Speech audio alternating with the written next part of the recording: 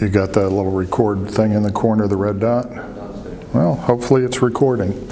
All right, hopefully everybody can see and hear me. I wanted to go over just a couple of quick things that were up on the PowerPoints and so forth that may be unclear. One of them had to do with hedging. So in terms of hedging, we talk a lot about global business and the global perspective of things and differences in culture and so forth. And we'll be dealing with culture through all that Hofstede stuff, which will be represented in your final work product. But where does hedging and currency come into play? Because we were talking an awful lot about, well, it's different to do business globally. Well, that's one of those no duh, of course it is. And there are different trade agreements, yes, of course. And we talked a little bit about differences in law and so forth. But specifically when it comes to currency and so forth, we know that the whole world does not trade in US dollars. So, for example, we might have a deal where, for whatever reasons, I decide to do business with you, you being perhaps a Japanese firm. So you're a Japanese firm. I decide to do this, whatever, $400,000 piece of business with you. Now, of course, I'm working in dollars, and you're a Japanese firm. You're most used to working in Japanese yen. Well, this relationship between US dollars and Japanese yen, and most other currencies for that matter, varies. Most currencies are not pegged, is the phrase that's often used. And again, this is not the finance course, so I'm not going to go hugely into that, but just to give you a little bit of a perspective. So we do this piece of business, and whatever it's for, you know, machinery or technology or something, and to me it's a $400,000 deal, and to you it's whatever that translates to in Japanese yen. Typical business terms, based on credit facilities and so forth, include the notion that payment is due net 30 from either delivery or acceptance or something like that. So assuming it's net 30 from delivery, so now I buy this stuff, it comes over on a container ship, it lands at the port of Long Beach or Los Angeles, it gets transported to wherever it's got to be and I receive it. So now I've got the goods and the clock is ticking. In 30 days, I've got to make payment of what to me is $400,000, but what to you is a certain amount of yen, which means what? I have to, by this 30th day, go out with my dollars and purchase Japanese yen. What's my concern? Well, as we had on the discussion board, some of you alluded to it, my concern is that there might be an adverse movement of currencies. So I'm used to dealing with US dollars. I'm not used to dealing with Japanese yen. So my fear is what? That the yen will strengthen or weaken. Which adversely affects me? Well, if you stop and think about it, if, and this is a totally fictitious number, if the relationship is, for example, 104 yen to the dollar, okay, that kind of is what it is. $400,000 times the appropriate amount of Japanese yen, and I know how much I have to pay you in 30 days. The problem is that 30 days from now, will this relationship exist? Frequently, the answer is no. If you go back to the Ronald Reagan years, there was a big movement from something on the order of 240 yen to the dollar to more like 120 yen to the dollar. That's a big movement. That can eat up the entirety of my profit plan. So this business deal that we did that I thought was going so well and we were going to make so much money with, all of a sudden could turn out to be a net loser. So I'm concerned that the yen will get stronger. Because come the end of the day, let's reverse this a little bit and say that in 30 days I have a payable of 200 million yen. Well, if the yen gets stronger, every dollar I use to buy yen is going to cost me more. In other words, I'm going to have to use more dollars if the yen strengthens to buy this 200,000 or 2 million yen. So in this case, we're using 200 million. Imagine that number. The yen strengthens, I have to use many more dollars now to buy 200 million yen than I previously had to. So what do we do about that? Well, this is where the notion of hedging comes in.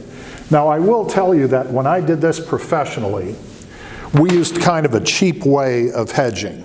Our cheap way of hedging was I would go all over the world, not literally, but I would go all over the world. At the time, if yen were cheaper, because I worked for the third largest trading company in Japan. So we were here in the States, what used to be the Pan Am building in New York, now the MetLife building. And yen got cheap. I would use dollars and I would buy a whole pile of yen, sit them in the bank. Deutschmarks got cheaper compared to the dollar. I'd buy Deutschmarks, sit them in the bank. Pound sterling, etc., etc. So that when I had a payable, I knew which bank to go to because I had already purchased that currency at a favorable price. Well, that's not typical, and that's not typically hedging. So we really have, in a sense, three ways to hedge. As the PowerPoints indicated, futures, options, and swaps. Now again, this is not the finance class, and you'll learn a whole lot about this once you take some of the finance classes with Dr. Lee or Professor Ettinger and so forth. But just briefly, options give us the right to buy or sell something. And again, this is not the finance class, but basically the way an option works, I pay a little bit of money to buy an option, the ability, if things turn out favorably, to either buy something or sell something, buy a stock or sell a stock, buy a commodity, sell a commodity, buy a currency or sell a particular currency. Long and short of it is that the difficulty is I don't know until the end of the options period whether that option has done me any good or not. Well, that's a hell of a way to do business. We've got this big business deal. We've got a big payable due in 30 days.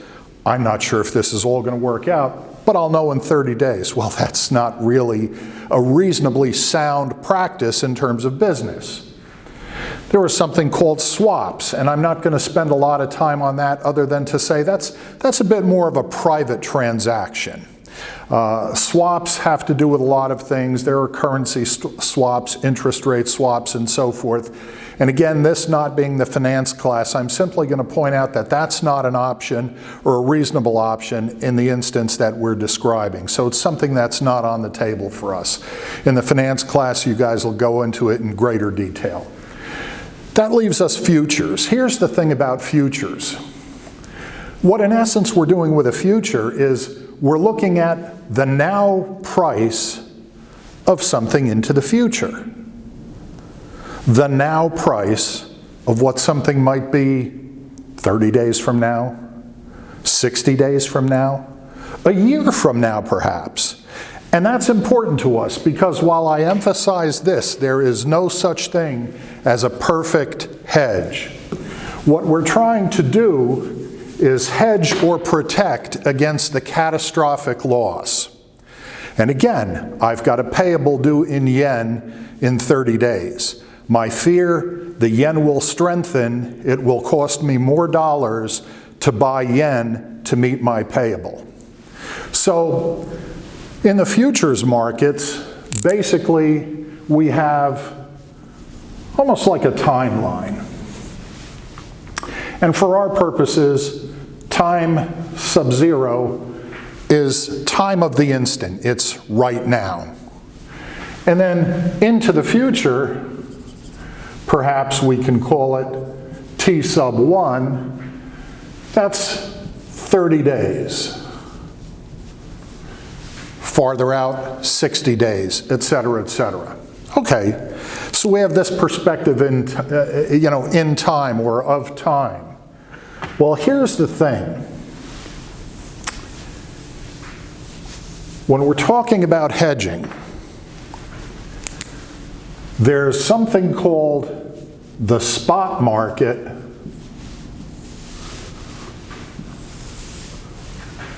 and something called the futures market or futures markets.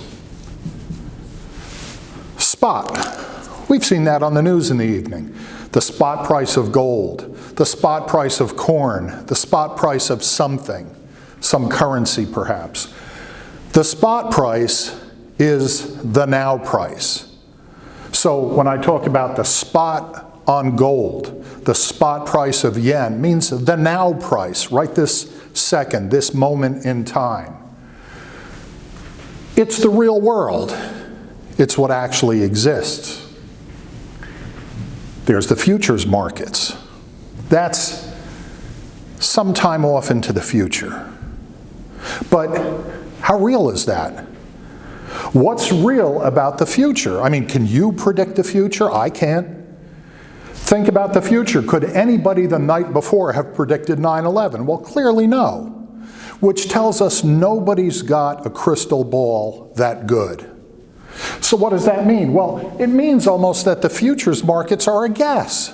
But that becomes important to us because the spot price, we know where the yen is today.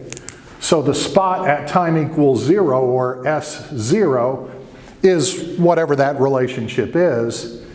We go down 30 days, let's say, in our example, to something called Sn, the spot price at time n, sometime into the future.